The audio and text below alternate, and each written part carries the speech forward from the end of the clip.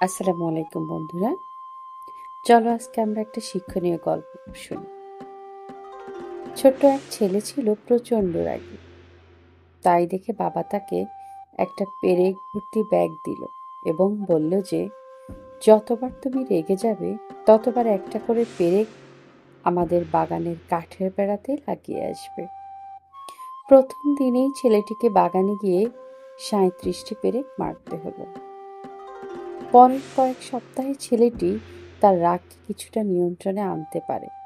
তাই প্রতিদিন কাঠে নতুন পেরেকের সংখ্যাও ধীরে ধীরে কমে এলো।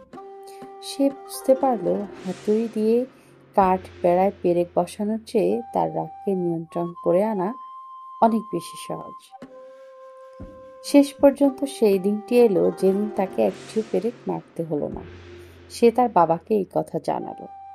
তার বাবা তাকে বলল, এখন তুমি যেসব দিনে তোমার রাগকে পুরোপুরি নিয়ন্ত্রণ করতে পারবে, সেসব দিনে একটি একটি করে পেরেক খুলে ফেলো।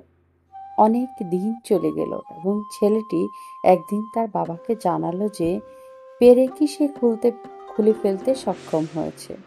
তার বাবা এবার তাকে নিয়ে বাগানে গেল এবং কাঠের বেড়াটি দেখিয়ে বলল, তুমি খুব ভালো করে তোমার কাজ সম্পন্ন করেছো। এখন তুমি তোমার রাগকে নিয়ন্ত্রণ করতে পারো, কিন্তু দেখো প্রতিটা কাঠে পেরেকের গর্তগুলো এখনো রয়ে গিয়েছে। কাঠের বেড়াটি কখনো আগের অবস্থায় ফিরে যাবে না। এখান থেকে আমরা কি শিখলাম? যখন তুমি কাউকে রেগে গিয়ে কিছু বলো, তখন তার মনে ঠিক এমন একটা আঁচড় পড়ে যায়। তাই নিজের রাগকে নিয়ন্ত্রণ করতে শেখো। মানসিক ক্ষত অনেক সময় শারীরিক ক্ষতের চেয়েও অনেক বেশি ভয়ঙ্কর হয়। ধন্যবাদ সবাইকে।